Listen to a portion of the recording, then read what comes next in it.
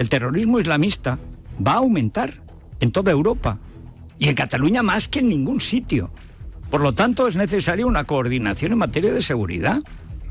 En Cataluña hay entre 600.000 y 800.000 musulmanes que no se llevan la cuenta. Y la radicalización en el mundo musulmán se produce en Europa, no en sus países de origen, que quieren mejorar. No, es aquí. Es aquí donde se cultiva el rencor y el paraíso y esas cosas. Con los imanes zumbaos, que resulta que además son confidentes del CNI o amigos de los mozos de escuadra. Las policías tienen que disolverse, crearse una sola policía, además coordinada con los servicios de inteligencia. Hay que ir a un cuerpo de seguridad común. Porque no es que estemos en guerra nosotros, es que nos han declarado la guerra a nosotros, pero a todos los europeos que somos infieles. Y dice, pues si yo no creo en eso, tú no, pero ellos sí. Conviene repasar la grandiosa, porque extraordinaria entrevista que le hacía Cayetana Álvarez de Toledo, que luego la tenemos en la tertulia, a Yanir Siali. Ella ha sido una mujer que ha sufrido la ablación del clítoris, no condenada por las progres, no condenada por las feministas y feminazis. O sea, conviene recordarlo, que se niegan. Dicen, son cosas de la cultura, así, y a tu hija se lo harías. Ah, no, es que nosotros somos... Eso está bien, pues para África, para los moros, pero nosotras no. Ah, para vosotras no y para nosotras sí. Bueno, pero ella dice, es que el problema no está en los musulmanes, el problema está en el Islam. Y además hay dos momentos del Islam. El momento de la Meca, que es el momento en el que el Islam es una religión emparentada con el judaísmo y con el cristianismo. Y luego el momento Medina, que es ya un proyecto político de exterminar a todo el que no sea mahometano.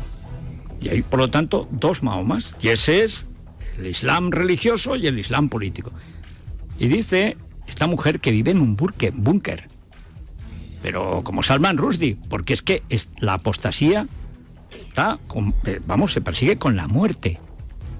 Y recuerda, es Arabia Saudí, la del petróleo, la que está financiando, lo hemos dicho aquí 30 veces, todas las mezquitas de Europa, donde solo pueden salir terroristas. Y ella insiste, lo fundamental es separar los musulmanes del Islam. Con los musulmanes se puede convivir siempre que el Islam político desaparezca. Y mientras no se combata el Islam político no hay nada que hacer. Bueno, esa situación la tenemos también en España, pero sobre todo en Cataluña.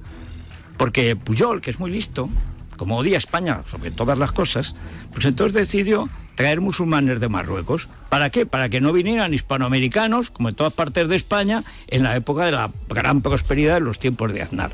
Resultado, 500.000 de Marruecos allí. Se reproducen a ritmo de 6 o 8 al año. Pero, quiero decir, cada familia tiene 6, 8 o más hijos. Ya los de las Ramblas, la masacre del 11M en las Ramblas, el 11M Ramblas, pues lo digo porque todavía no se sabe cómo se ha hecho. Bueno, todos eran de Ripoll. Estos eran ya, decía uno, pero hombre, ¿cómo han podido ser si hablan perfecto catalán de Pallés? Pues como los musulmanes de Londres y de París y de Berlín y de todo cualquier sitio. Es que el ejército suyo, terrorista, está dentro.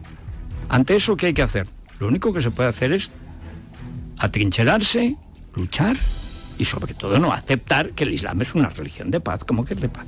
¿Cómo va a ser de paz, hombre, si están masacrando a la gente? No ha sido de paz nunca, pero es que España además se ha recreado como nación precisamente echando al Islam de España. 8 siglos casi costó. La reconquista se consiguió afortunadamente. Por eso no ven con chilabas ni a las chicas con velo. Que algunos parece que lo echan en falta.